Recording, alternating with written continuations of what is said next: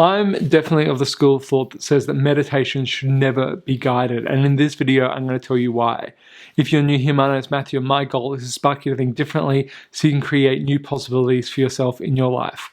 If you're anything like me, you started your journey with meditation, with guided meditation. I think I was in year 8 or year 9 at school. I started listening to guided meditations before I was going to bed, and then I'd do maybe one during the morning or something like that, and I felt really relaxing. It was kind of fun, it was kind of different, and it was really nice. I kept doing them, and I noticed that I never really noticed a big shift in my psyche or the way I was interacting with the world. And that's what I'm going to cover a bit later, about why meditation doesn't actually fundamentally change the way that you see the world. When I'm talking about meditation, what I'm talking about is a continued attention or focus on one particular thing for an extended period of time. In traditional meditation, these are normally mantras, so something you say to yourself in your head, focusing on the breathing process, focusing on body sensations like the feeling of the breath coming in through your nose, or the feeling of your skin, or whatever it is. Basically, there's lots of different focuses of meditation.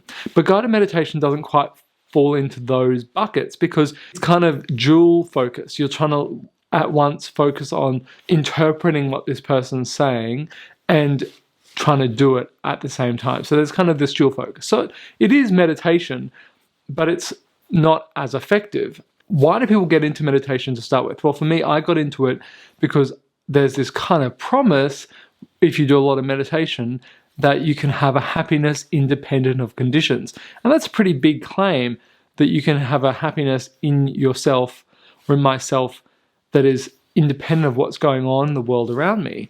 While I haven't got there 100%, I've certainly made a lot of progress compared to a few years ago with that with myself.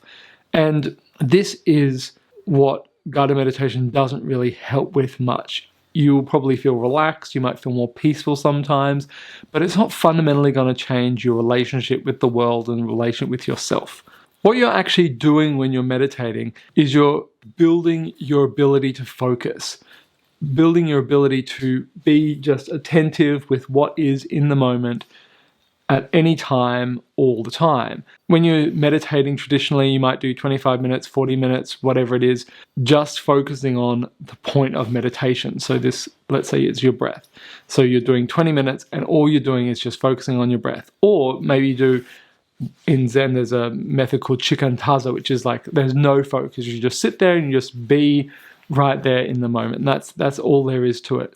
And what you're really doing with all of these methods is you're cultivating your ability to focus really intently on the present moment, on what's going on right now. And what that ability to focus produces over a long period of time is the ability for you actually to live in the moment more and more often.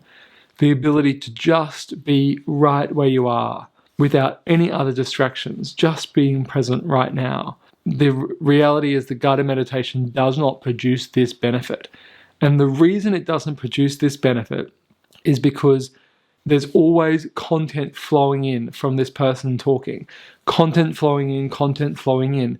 And all that content flowing in means that you never have to really build up that ability to focus.